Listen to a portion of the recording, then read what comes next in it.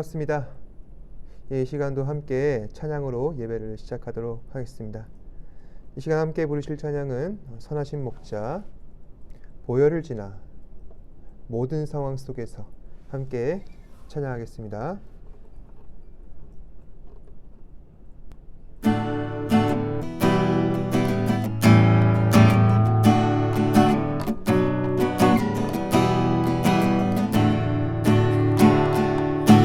선하신 목자, 날 사랑하는 분, 주 인도하는 곳 따라가리.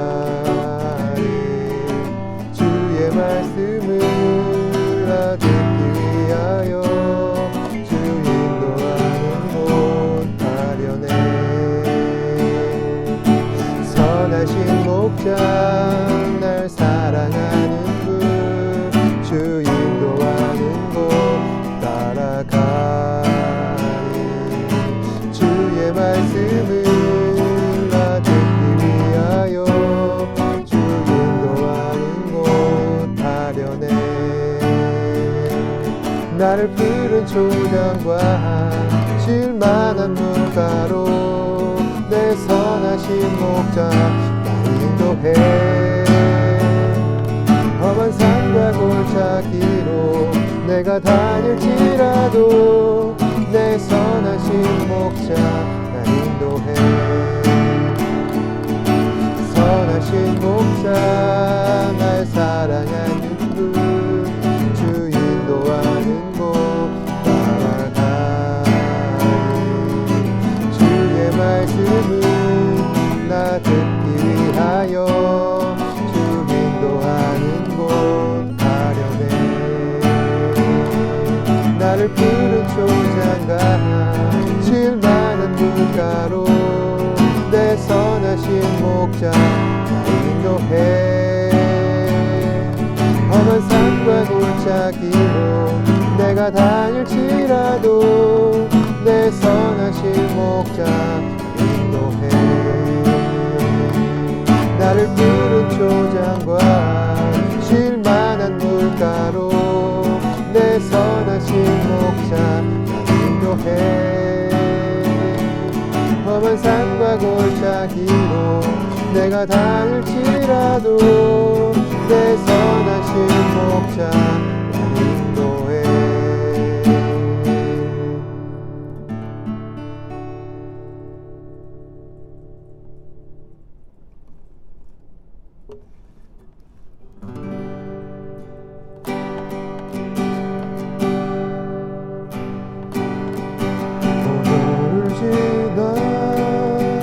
하나님 품으로 보혈을 지나 아버지 품으로 보혈을 지나 아버님 품으로 한 걸음씩 가가네.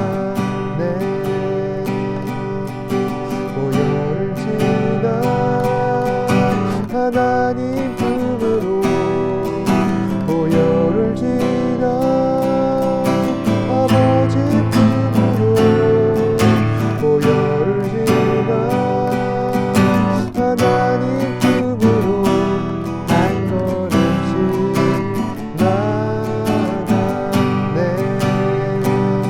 존귀한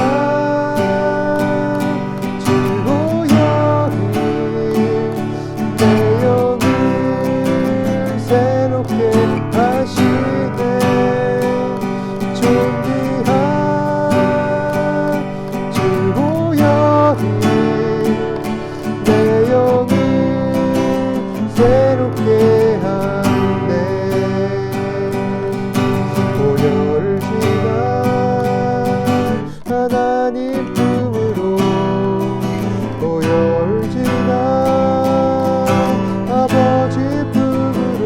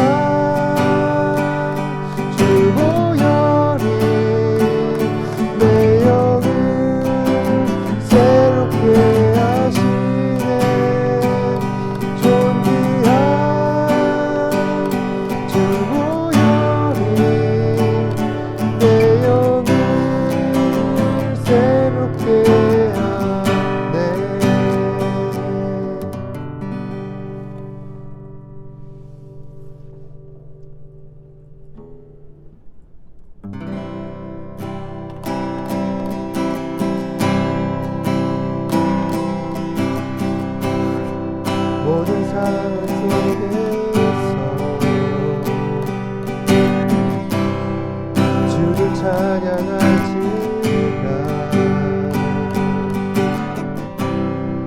주는 너의 큰 사랑에 큰 도움이시라 주의 얼굴 구하게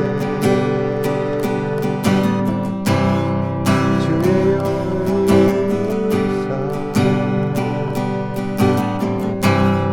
크신 사랑 안에서 주를 보게 하소서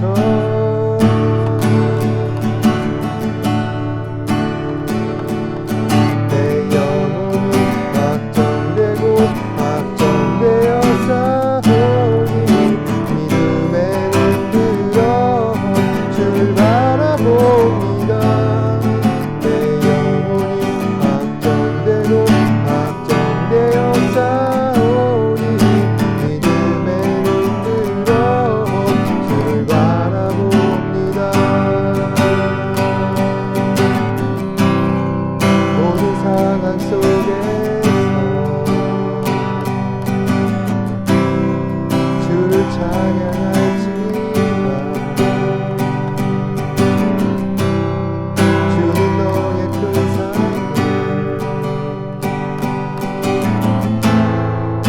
큰 도움이시라 주의 얼굴 구할 때 주의 영을 우사 크신 사랑 안에서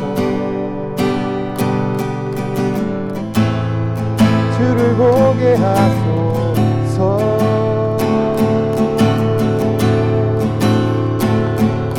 내 영혼이 확정되고 확정되어 싸우니 믿음에 눈들어 주를 바라봅니다 내 영혼이 확정되고 확정되어 싸우니 믿음에 눈들어 주를 바라봅니다 주를 찬양할 때 주의 나라 힘이 있네 주의 영원한 나라 보게 하소서 주를 찬양할 때 주의 나라 힘이 있네 주의 영원한 나라 보게 하소서 내 영혼이 확정되고 확정되어 싸우니 믿음에 눈들어 주를 바라봅니다 내 영혼이 확정되고 확정되어 싸우니 믿음에 눈들어 주를 바라봅니다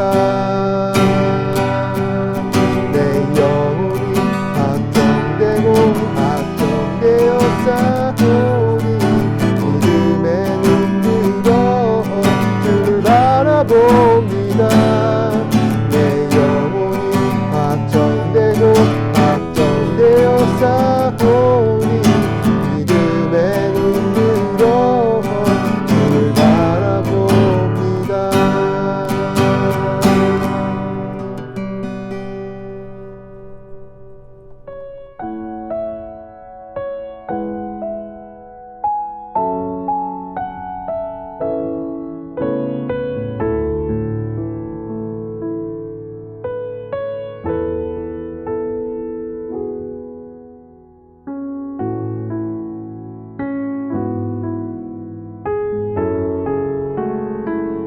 So in the Bible, the ideas of heaven and earth are ways of talking about God's space and our space. So I understand our space really well. We live here. There's trees, rivers, mountains.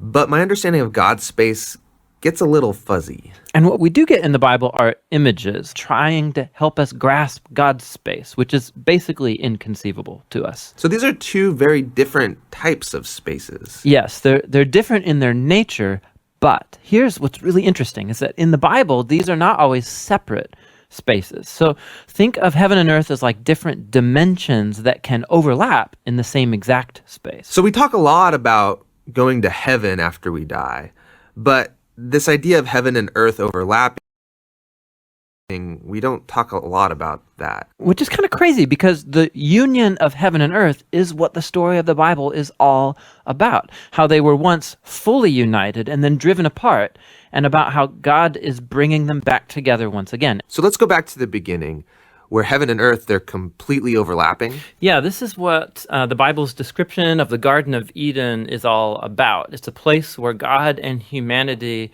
dwelt together, perfectly no separation, and humans then partner with God in building a flourishing, beautiful world and so on. But as humans, we wanted to do things a different way. We wanted God out, and we wanted to create a world apart from him. Yeah, so we have these two spaces now. And the Bible actually uses lots of different kinds of words and phrases to refer to these two spaces to make a clear distinction. So you've said that these spaces can overlap, though. So explain how that works. Yeah, this is where we have to start talking about temples.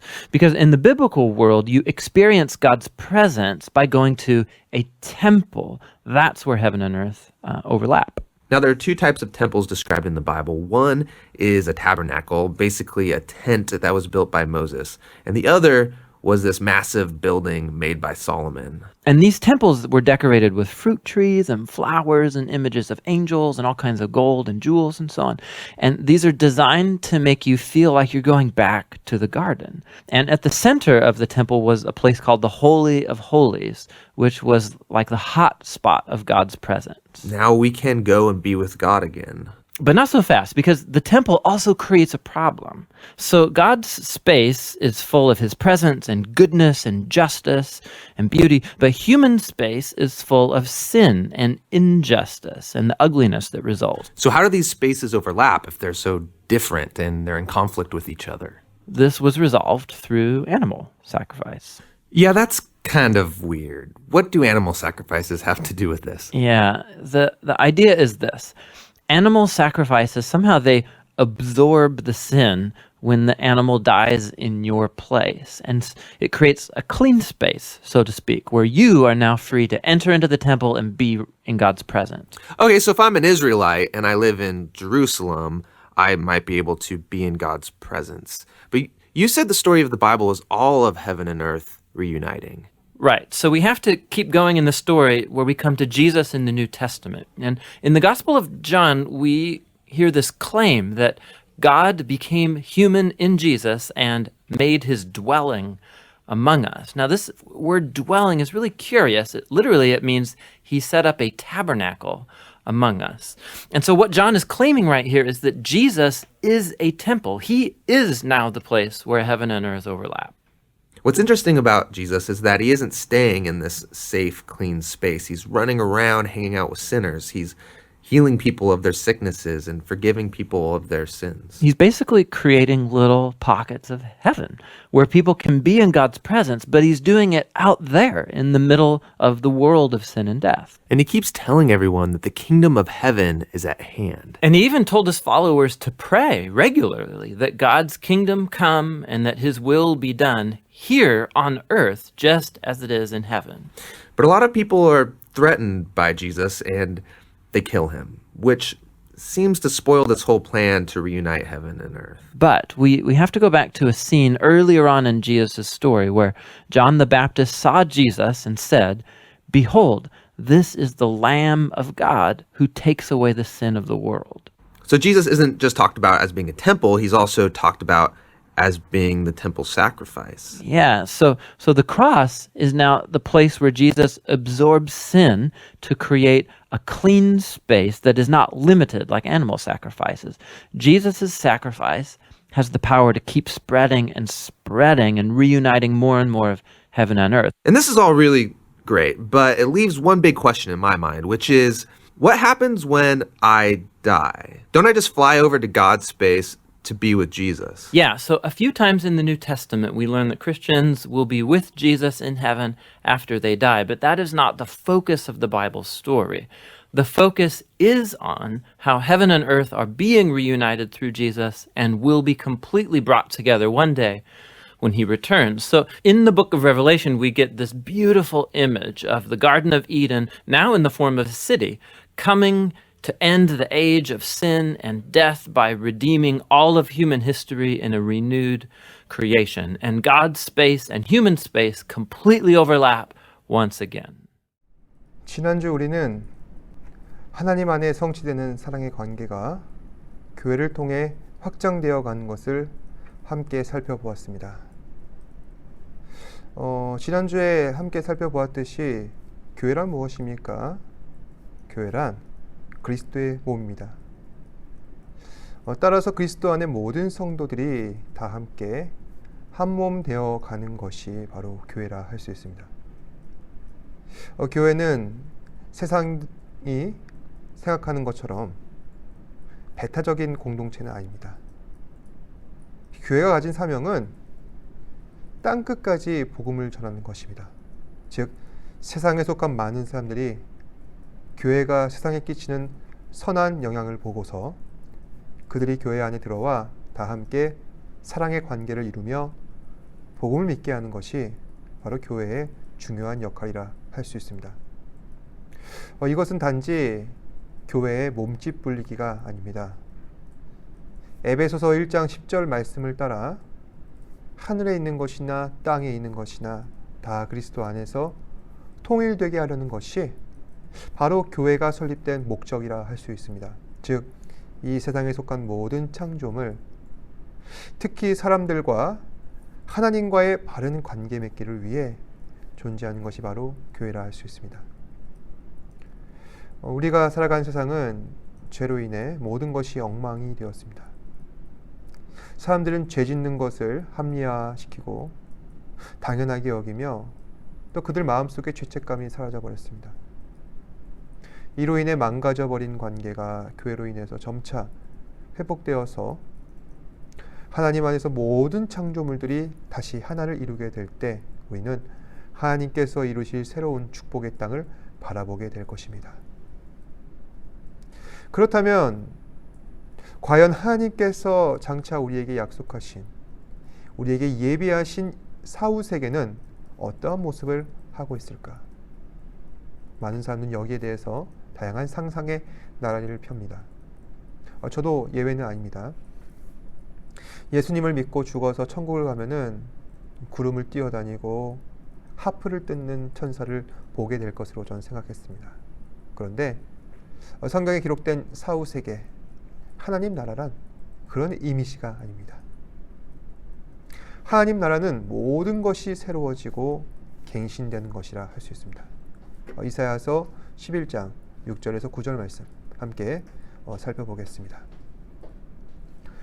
그때 이리가 어린 양과 함께 살며 표범이 어린 염소와 함께 누우며 송아지와 어린 사자와 살찐 짐승이 함께 있어 어린 아이에게 끌리며 암소와 곰이 함께 먹으며 그것들의 새끼가 함께 엎드리며 사자가 소처럼 풀을 먹을 것이며 젖먹는 아이가 독사의 구멍에서 장난하며 젖된 어린아이가 독사의 굴에 손을 넣을 것이라. 내 거룩한 산 모든 곳에서 해됨도 없고 상함도 없을 것이니 이는 물이 바다를 덮음같이 여호와를 아는 지식이 세상에 충만할 것임이라. 이 말씀을 요약해 보자면은 세 가지로 압축할 수가 있습니다. 우선은 평화, 조화, 회복. 바로 이것이 성취되는 공간이 하나님 나라인 것이죠.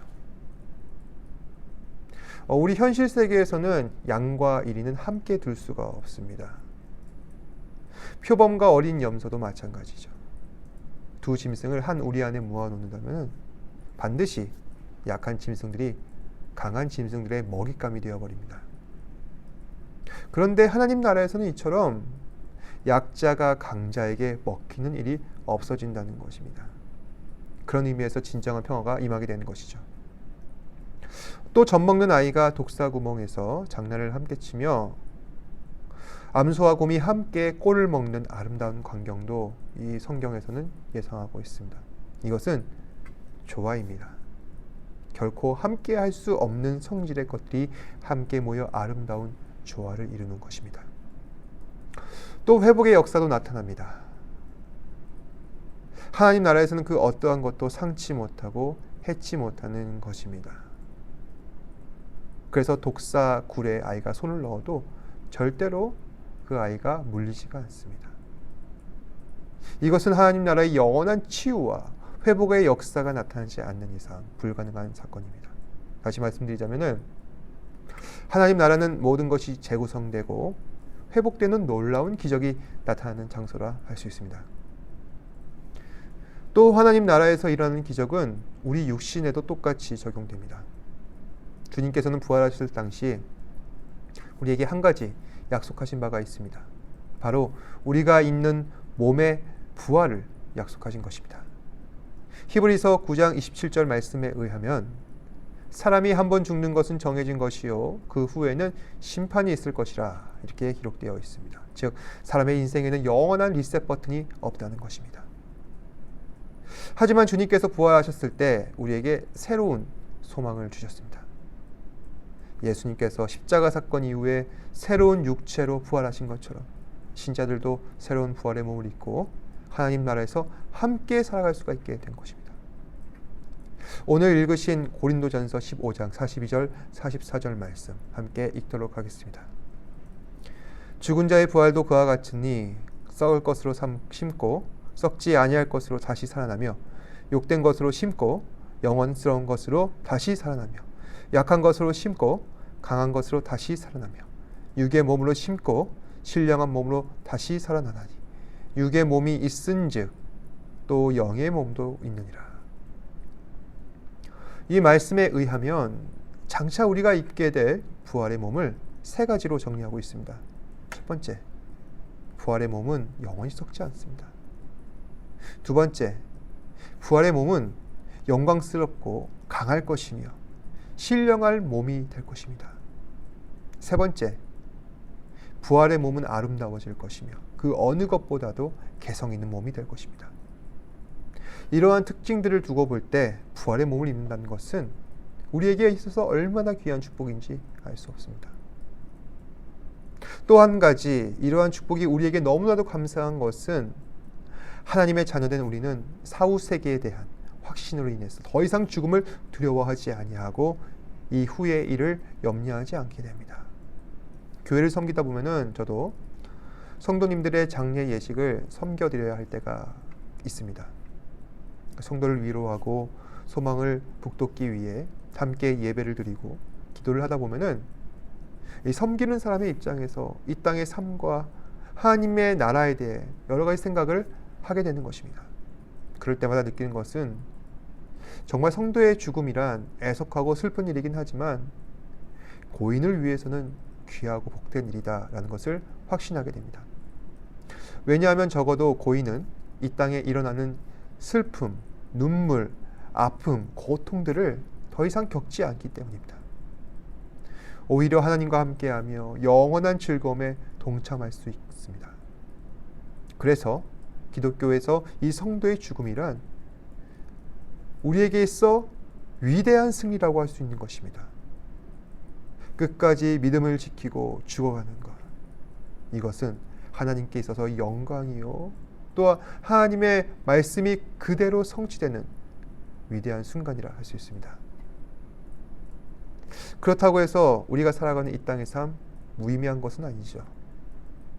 우리에게 천국이 있고 부활이 있으니 이 땅의 삶은 대충 살아도 된다는 생각은 잘못된 것이라 할 수 있습니다. 시한부 종말론에 극단적 생각을 갖고 있는 사이비 집단에서 이러한 모습들을 보이고 있는데 성도라면은 반드시 이런 자세는 경계해야 할 것입니다. 우리는 일상도 소중히 여겨야 합니다. 사도 바울은 고린도전서 말씀에서 썩지 않는 몸과 그리고 부활과 영원한 나라에 대한 설명을 이어가면서 이러한 말씀도 덧붙였습니다. 그러므로 내 사랑하는 형제들아 견실하며 흔들리지 말고 항상 주의 일에 더욱 힘쓰는 자들이 되라. 이는 너희 수고가 주 안에서 헛되지 않은 줄 알미라. 언젠가 우리는 부활할 것이고 또 영광스러운 미래를 맞이하게 될 것입니다. 미래라는 것은 현재의 축적이라는 것입니다. 따라서 장차 우리가 미래를 맞이하게 될 때 그 영원한 생명의 나라는 정말 오늘 얼마나 주 안에서 충실히 살아왔는가, 그 과정들이 끝까지 우리의 믿음을 유지하게 하기 때문에 반드시 오늘 하루를 하나님 보시기에 아름다운 주의 자녀로서 살아가는 것이 중요하다는 것이죠. 우리는 하나님께서 허락하신 영원한 행복을 상속받은 주님의 자녀입니다. 세상을 살다 보면 죄로 인해서 비참하고 억울한 일도 있습니다. 하지만 하나님께서는 우리에게 늘 극복할 시련만을 허락하시고 힘들 때는 반드시 피할 길도 예배하십니다.